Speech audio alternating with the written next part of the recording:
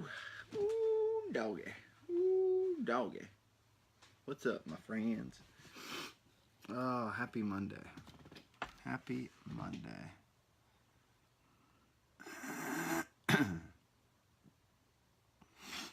Oh, yeah. Morning, Rich. Morning, Ricardo. Morning, Sam.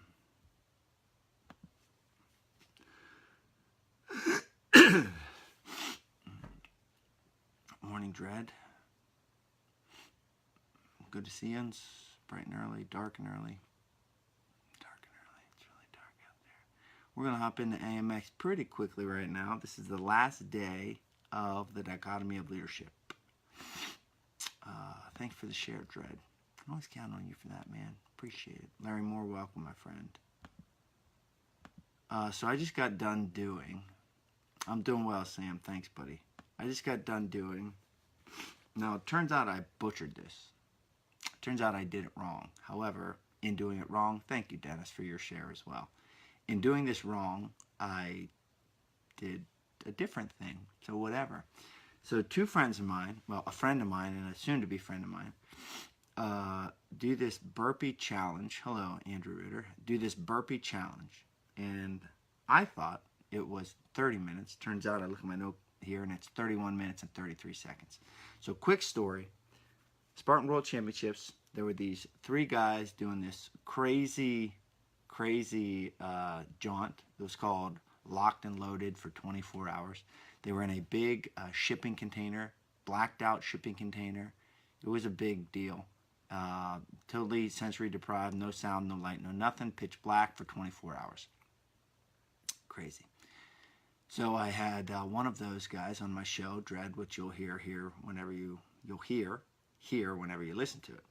And John told me about this other challenge they have, which is to me less crazy and more doable. Burpees in the dark. So pitch black burpees. Now I thought it was for 30 minutes. Turns out I should have done 31 minutes and 33 seconds. Anyhow, I did that this morning. No, not Tosh.0. Not Tosh.0. Not Daniel Tosh. Brian Chan Tosh. And anyway, so I just got done doing burpees for 30 minutes straight in the pitch black at Payne Street. And it was pretty cool. And I have to consult. First of all, I didn't do it for the appropriate time. So I don't know what that means. Maybe we'll just start a new challenge. But anyhow, the buzzer went off at 300. Okay, buzzer went off at 300. Now I don't know, there's probably only 6 or 7 of you here right now, but in my mind, I thought to myself, when I get to 300, I'll bust ass, right? Like I'll get no prisoners once I get to 300, get that secure, and then go. Isn't it odd that in 30 minutes in the pitch black with not looking at time, nothing, just going, no breaks, no nothing, just going for 30 straight minutes burpees, that the alarm goes off at 300? What if I would have said at 350? I guarantee you the next time I do it, I'm going to say at 350, then I'll go balls to the wall. So anyway, it was cool. It was tough. So I will do there 31, 33 because I'm a dummy and I messed it up. But man, once a week in the pitch black, unlimited burpees, no time, like not looking at your time, set your alarm. Now I will say this. I set it for 30:00. So I went start, put it on the ground, start going. I think that's time for the extra rep. I'm consulting with the experts to see. Let me know. The buzzer went off at rep 300. Okay, about midway through rep 300. At the beginning, I said 30 minutes, start. So it's 29, 28, 27, 26, go. So you tell me, did I do 300 or 299? I'm going to do it more. Maybe I'll do it every Monday morning. I don't know, maybe not. But it sucked, but it was good. It was a good suck. So did I do 299 or did I do 300? Because I got to jot it in my journal. All right, so we are going to rock and roll here.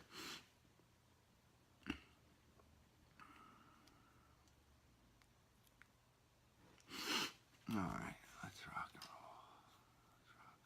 and roll. And another thing about this one is I didn't, even because I told you about it, maybe you'll, I do have a text into them, Dread.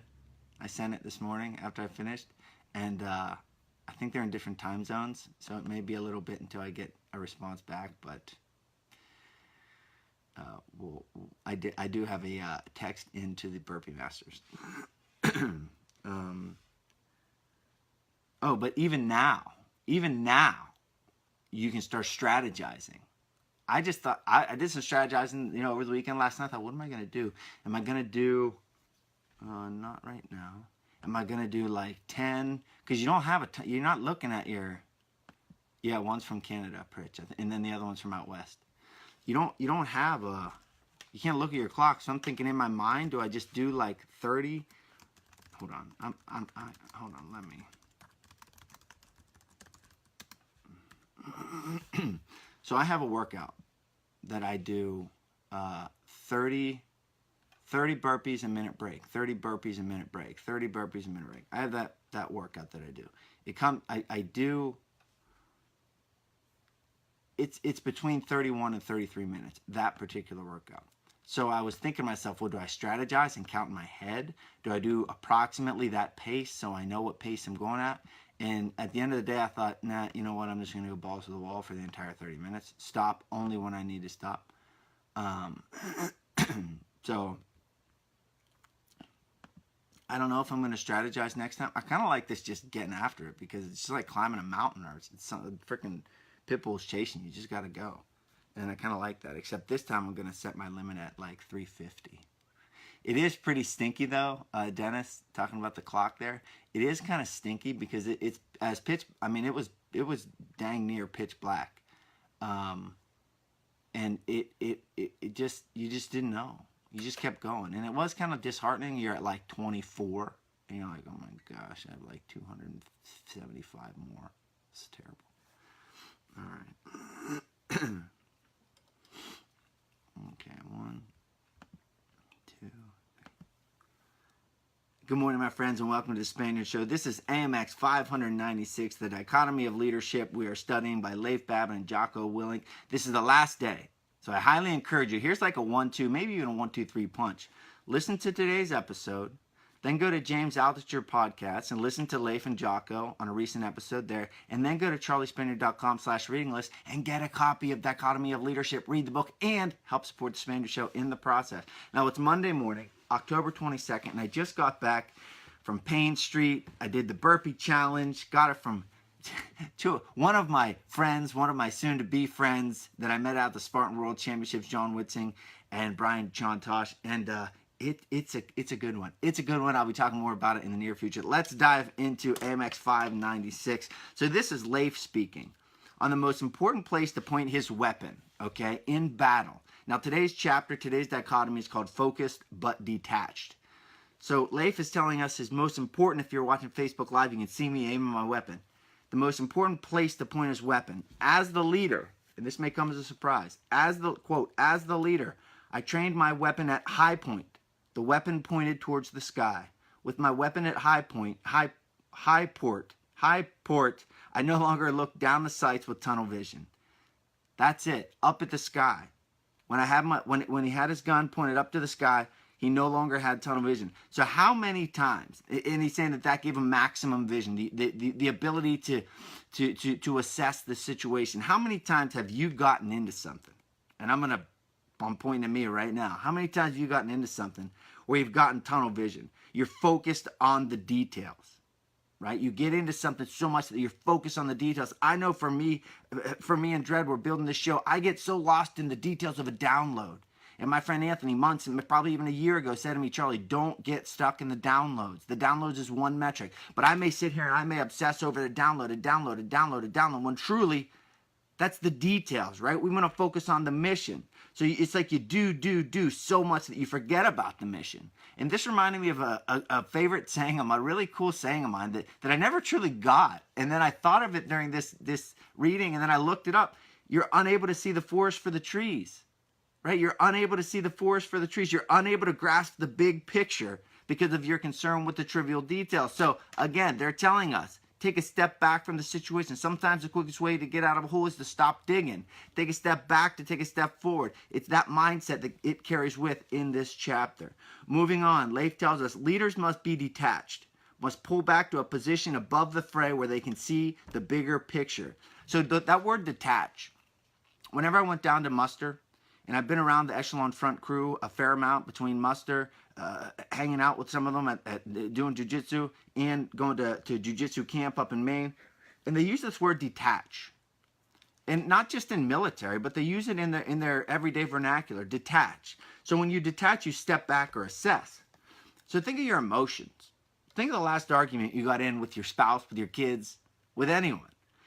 When you detach from that situation, you step back and assess the situation. Now, I'm speaking from an idealist point of view, not a I'm executing this with 100% efficiency point of view. This is ideal. And you notice your emotion, you notice that blood pressure welling, you notice your blood boiling, you just feel it coming and you want to spit fire out your mouth. And the idea of detaching is to cut that line, step back, assess the situation. With fighting, talking about the big picture, unable to see the forest for the trees, focusing on the trivial details. For me, I thought of different instances where I do get stuck in the trivial details. It could be a technique. It could be a trivial aspect of a simple technique where there might be 10 components to a technique and I'm focusing, obsessed on this one trivial aspect of it. The type of training. Maybe you go all in, right? Maybe you're all in with Muay Thai and you forget about your wrestling and you forget about your strength and conditioning, you forget about your jiu-jitsu, or maybe it's the other way around. Maybe you're so hyper-focused. I know a lot of fighters get hyper-focused on strength and conditioning. They say, wait.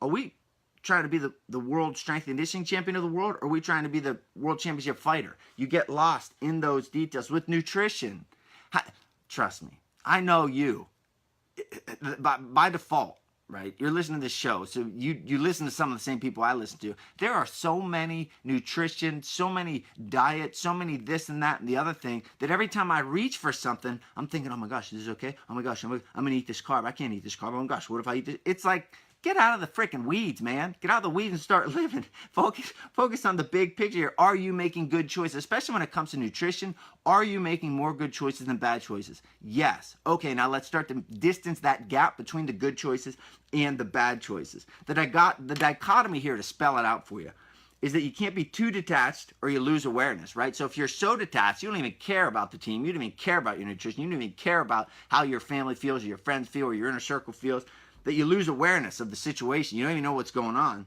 But if you're too involved, you get stagnated in the details. If you're too involved, you focus on that one stinking trivial aspect of that one technique in this sea of techniques. I heard Jocko one time describe jiu-jitsu as the alphabet, right? And he has this great analogy. Search it out on your own, but it's this great analogy of just how vast learning the art of jiu-jitsu is, that if you focus on one little trivial detail, you'll never progress anywhere. Now remember, this is the end of the book. We're coming to the end of the book, and Leif tells us. So he's speaking to the audience of a group of senior leaders, and he says, you, quote, should be striving to detach so you can stand back, gain perspective, and recognize where your priorities should be focused. It's our job as leaders to step back, assess the situation, not step back too far. And you know what another thing is? It's often easy to step back so far because once you see that mountain and you realize how difficult it is to climb that mountain, it's easier just to kind of go the other way. Go away from the mountain or go around the mountain because we don't want to climb that mountain. So as leaders, remember, stay focused, but detach yourself. Be able to see the forest for the trees. This has been a tremendous book, The Dichotomy of Leadership by Leif Babin and Jocko Willink. I highly, highly, highly recommend you read this book. Go back, get Extreme Ownership. Find them on the podcast I just mentioned recently. They're on the James Altucher podcast. Thank you, Dredd, for pointing that out to me. And hopefully, sooner or later, they will be on the Spaniard Show as well. Jocko, Leif, thanks so much for a great book. Listeners, maybe this. How about we start your reading journey, your lifelong journey with The Dichotomy of Leadership by Jocko Willink, Leif Babin. That's it. Have a great week. Go read a book. See ya. Whew. Man, I stumbled on that word. High point. It's high point. High point. High point. High point. High Point. P-O-I. High Port. High Port, High Point. Boy, I sounded like a dummy. Pointed. Point. That was an example, though, of kind of real-time messing up. Just going. Because what I normally would have done is I would have said, oh, I'm sorry, I messed up. I didn't know if that was supposed to be point or point blah, but you just freaking go. Bulldoze right through it. I just read, I'm reading